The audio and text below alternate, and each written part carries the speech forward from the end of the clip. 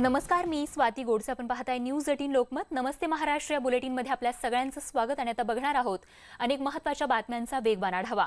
सुरुवातीला गोरेगावमधून एक धक्कादायक बातमी. गोरेगावच्या आंबेडकर नगरमध्ये 3 वर्षांचा मुलगा खेळत असताना गटारात पडल्याची धक्कादायक घटना घडली आहे. अग्निशमन दलाच्या जवानांनी 8 तास या मुलाचा शोध घेण्याचा प्रयत्न केला, मात्र या मुलाचा अद्याप शोध लागलेला नाहीये. तर अखेर शोध कार्य या ठिकाणी थांबवण्यात आलं आहे.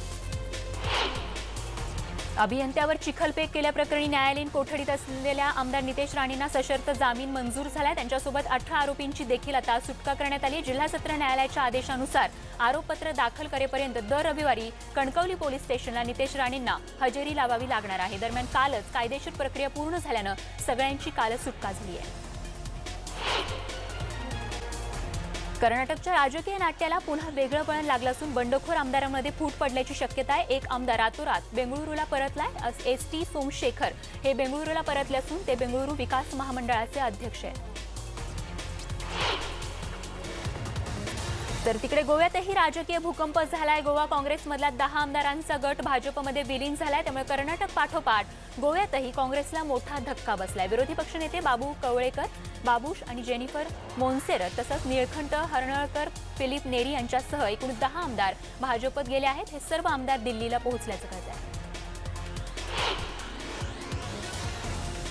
विरोधी पक्षाचं काम करण्यात मजा येत असून विरोधी पक्षाचं काम करणं सोपं आहे. आपल्याला आता जनतेसाठी काम करायचंय असं विधान राहुल गांधींनी अमेठीत केलंय. अमेठीतल्या पराभवानंतर काल पहिल्यांदाच राहुल गांधी अमेठी दौऱ्यावर होते, त्यावेळी ते बोलत होते.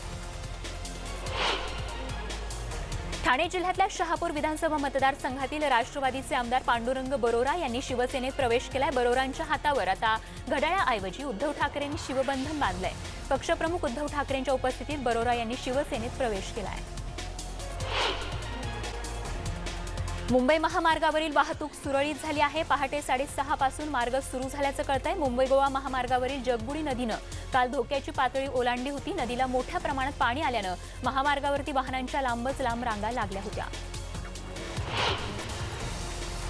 मुंबईच्या विविध भागांमधील 500हून अधिक मांजरांची नसबंदी करण्यात आली. या मांजरांना त्यांच्या मूळ जागी पाठवताना त्यांच्यावर लसीकरण, त्यांच्या इजांवरती उपचार तसंच नसबंदी झाल्याचा पुरावा म्हणून इयर टॅग्सही लावण्यात आले. मुंबई महापालिकेनं शहर आणि उपनगरातील नागरिकांच्या समस्या सोडवण्यासाठी सोशल नेटवर्क साईटचा वापर सुरू केला आणि हाच वापर आता जमेची बाजू ठरतोय. पालिकेच्या सर्व 24 विभागांसह 7 खात्यांच्या ट्विटर हँडलवर मुंबईकरांकडून फोटोसह अनेक तक्रारी अपलोड करण्यात येत आहेत. आलेल्या तक्रारींवरती पालिका आता त्वरित कारवाई करत असून या ठिकाणी नागरिकांच्या समस्या लवकरात लवकर सोडवण्यावर देखील पालिकेकडून भर दिला जातोय.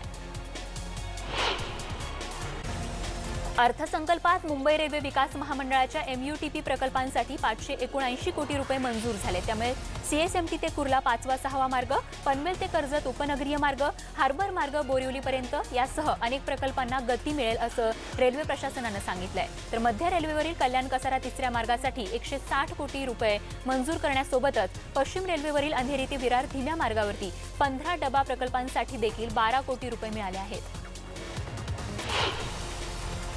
अभियांत्रिकी पदवीबरोबरच यंदा पदविका अभ्यासक्रमांची अवस्था ही देखील बिकट होणार असल्याचं स्पष्ट झालंय. यंदा पदविका अभ्यासक्रमाच्या 60,000हून अधिक जागा रिक्त राहण्याची शक्यता आहे. पदवी अभ्यासक्रमाच्या 1.25 लाख जागांसाठी यंदा जेमतेम 94,000च अर्ज आलेत. पदविका अभ्यासक्रमाची स्थिती तर पदवीपेक्षाही वाईट झाली आहे. सिडको व्यवस्थापनानं अनेक अधिकाऱ्यांच्या बदल्या केल्यात. विविध भागात कार्यरत असलेल्या 13 अधिकाऱ्यांच्या विभागीय बदल्या करण्यात आल्या असून पणन 2 विभागाचे व्यवस्थापक लक्ष्मीकांत डावरे यांची शहर सेवेचे व्यवस्थापक म्हणून बदली करण्यात आली आहे. तर या विभागाच्या विद्यमान व्यवस्थापिका प्रमदा बिडवे यांची पनवेल विभागीय कार्यालयात बदली करण्यात आली आहे. औषध विक्रेत्याकडून अँटीबायोटिक औषध विना प्रिस्क्रिप्शन सर्रासपणे रुग्णास विक्री होत असताना याचीच माहिती अन्न आणि औषध प्रशासनाला मिळाली असून या संदर्भात कारवाई करण्याच्या हेतून जून आणि जुलै महिन्यात किरकोळ औषध विक्री दुकानांची तपासणी करण्याची मोहीम राबवली. यामध्ये दोषी असलेल्या राज्यभरातील तब्बल 43 औषध विक्रेत्यांवर कारवाई करण्यात आली आहे. 11वीची प्रवेश प्रक्रिया राज्याच्या नियमांप्रमाणे पार पडावी आणि सर्व विद्यार्थ्यांना न्याय मिळावा यासाठी विशेष भरारी पथकाची नियुक्ती करण्यात आली आहे. कनिष्ठ महाविद्यालय स्तरावरती ठराविक कोट्यातील राखीव जागांवरती करण्यात येत असलेले प्रवेश आणि एकूण प्रवेश प्रक्रियेवरती हे भरारी पथक आता नजर ठेवणार आहे. खडकवासला धरण 100% भरल्यामुळे काल संध्याकाळी 500 क्युसेक पाणी सोडण्यात आले, तर धरण क्षेत्रात पाऊस अजूनही सुरू असल्यामुळे उद्या पहाटे 1700 क्युसेक पाणी सोडण्यात येणार आहे। तर धरण परिसरातील नागरिकांनी सावधानता बाळगण्याचे आदेश कार्यकारी अभियंता पी.व्ही. शेलार यांनी दिले आहेत। पुण्याच्या खडकवासला धरण साखळीत पाणीसाठी या ठिकाणी पाणी साठा जो आहे तो 11.53 टीएमसी वरती पोहोचलाय। खडकवासला धरण 100% भरलं असल्यामुळे सांडव्यातून 856 क्युसेकनं विसर्ग नदीपात्रात सोडण्यात येतो। सकाळी पुन्हा इतकंच पाणी मोठ्या नदीपात्रात सोडण्यात आलंय, त्यामुळे आता एकूण 1712 क्युसेक इतका पाण्याचा विसर्ग करण्यात आलाय। पुण्याला पाणी पुरवठा करण्यात येणाऱ्या खडकवासला, पानशेत, वरसगाव आणि टेमघर धरणांपैकी खडकवासला 100% भरलाय। डोंबिवली रेल्वे स्टेशन जवळच्या अंबिका हॉटेलचा या ठिकाणी पीओपी भाग काल दुपारी कोसळला। हा कायमचा रहदारीचा परिसर आहे खरं तर, आणि या दुर्घटनेच्या वेळी रस्त्यावरून जाणारे 2 ते 3 प्रवासी किरकोळ जखमी झाल्याचं कळत आहे। पिंपरी चिंचवड शहरातील कचरा उचलला जात नसल्यानं सत्ताधारी भाजपच्याच नगरसेवकानं आंदोलन करत चक्क कचऱ्याची एक गाडीच महापालिकेच्या मुख्य परिसरात लावली। या आंदोलनामुळे काही काळ तणाव निर्माण झाला होता, मात्र कचरा उचलणाऱ्या ठेकेदार व्यवस्थित काम करत नसल्यानं ही परिस्थिती निर्माण झाली असून शहरात ठिकठिकाणी कचऱ्याचे ढीग साचतायत, शिवाय साथीचे आजारही पसरू लागले।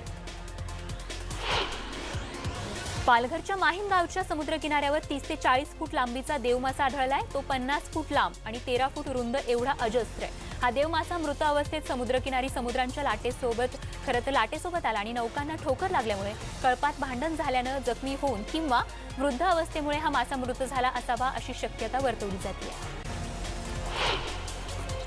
बेस्टनं 9 तारखेपासून बस भाडं कमी केलं आणि त्याचा परिणाम पहिल्याच दिवशी दिसू लागला। या ठिकाणी पहिल्याच दिवशी बेस्टच्या प्रवासी संख्येत 29% वाढ झाल्याचं बघायला मिळालं, पण बस भाडं कमी केल्यामुळे उत्पन्नात मात्र 30% घट झाली आहे।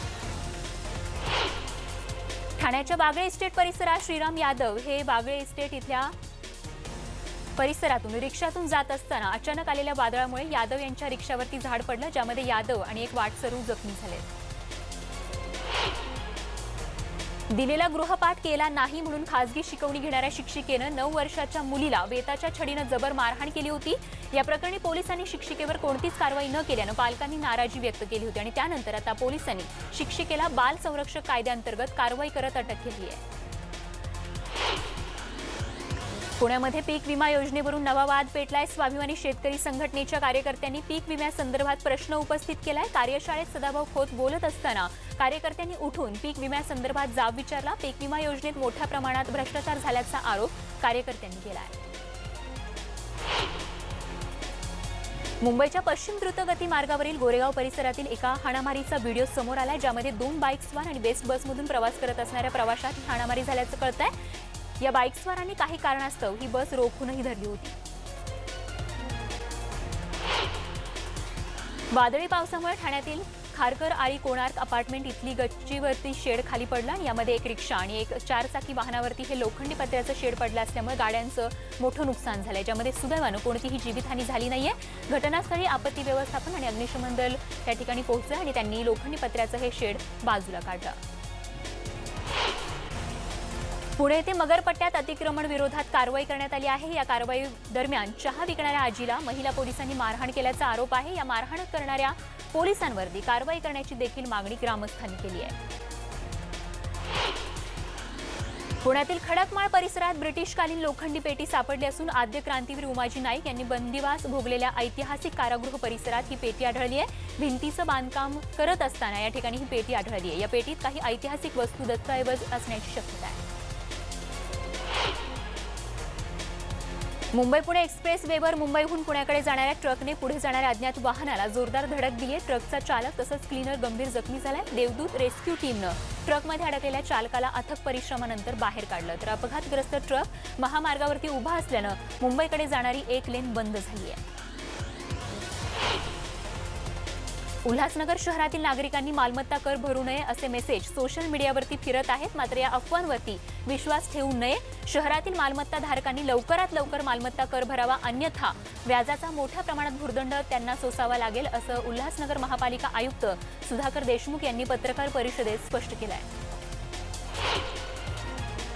भिवंडी पडघा रोडवरील साविंद्रा इथे ओव्हरलोड लोखंडी अँगल घुसून पोलिसाचा मृत्यू झाल्यानं अवैध ओव्हरलोड वाहतुकीकडे आरटीओ आणि पोलिसांचं दुर्लक्ष होत असल्याची बातमी आम्ही अर्थात न्यूज 18 लोकमतने दाखवल्यानंतर आता आरटीओला खडबडून जाग आली आहे। एसटी बस स्थानकावरती आरटीओनं महानगरपालिकेचे डंपर अवैध विद्यार्थ्यांची वाहतूक करणाऱ्या वाहनांवरती आमच्या बातमीनंतर कारवाई केली आहे। उल्हासनगरमध्ये एका युवकाचा डेंग्यूने मृत्यू झाल्याची घटना घडली। संदेश पाल असं मृत्यू पावलेल्या तरुणाचं नाव आहे। उल्हासनगर कॅम्प 3 भागात राहणारा मुलगा संदेश पालची प्रकृती अचानक बिघडली। त्याला प्रथम खासगी रुग्णालयात उपचारांसाठी दाखल करण्यात आलं होतं, मात्र त्याची प्रकृती अधिक खालावल्यानं मुंबईच्या सॅन रुग्णालयात त्याला दाखल करण्यात आलं, मात्र उपचारादरम्यान त्याचा मृत्यू झाला। भिवंडी तालुक्यात मोठ्या प्रमाणात गौण खनिजाची अवैध वाहतूक होत असताना वडून वघर रेती बंदर आणि पाये या 2 ठिकाणी महसूल विभागानं धाड टाकली, ज्यामध्ये खडी रेती या गौण खनिजांची अवैध वाहतूक करणारे 3 ट्रक आणि बोलेरो गाडी जी आहे ती या ठिकाणी जप्त करण्यात आली आहे।